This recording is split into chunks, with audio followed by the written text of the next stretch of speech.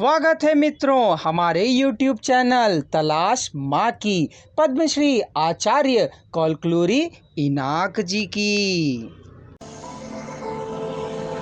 पुस्तक का अनुवाद किया है श्रीमती पारनंदी निर्मला जी ने। पुस्तक का प्रकाशन किया है गीता प्रकाशन ने। यह तो और भी विशेष बात है। क्या तुम्हारे असिस्टेंट आ गए हैं? हाँ, आ गए हैं और अपने अपने कार्यों में संलग्न भी हो गए हैं।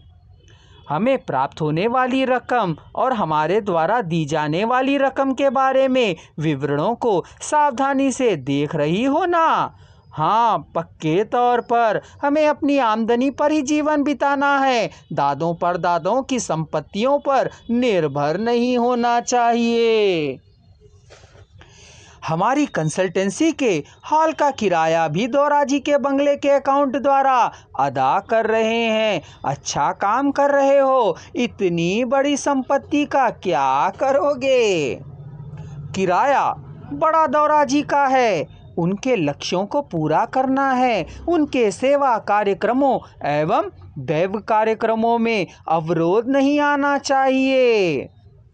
दौरा जी का बंगला भी तो तुम्हारा ही है। दौरा जी की आमदनी भी तो तुम्हारी है। इतनी सारी संपत्ति तुम्हारी है। यह सारा वैभव भी तुम्हारा है।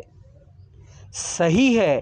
बड़े दौरा जी की दया दैव व्यवहारों का निर्विघ्न रूप से पूरा करने के लिए ही है।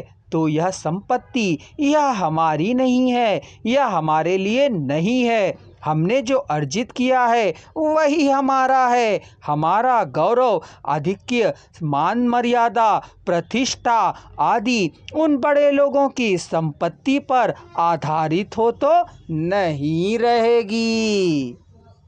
अब भाषण देना शुरू कर दिया है ना तुमने? नहीं नहीं, हमें किसी भी संपत्ति पर आधारित नहीं होना है। ठीक है ना? कोमली ने कहा।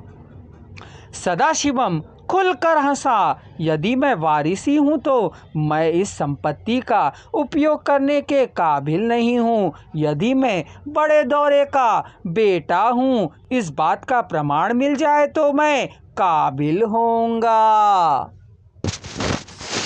तुम बेटे ही हो। बेटे ना होते तो इतना प्यार नहीं दिखाते, इतनी संपदा नहीं देते। तुम्हें और हमें पता नहीं है, पर बड़े दौरा तुम्हारे ही असली पिता हैं।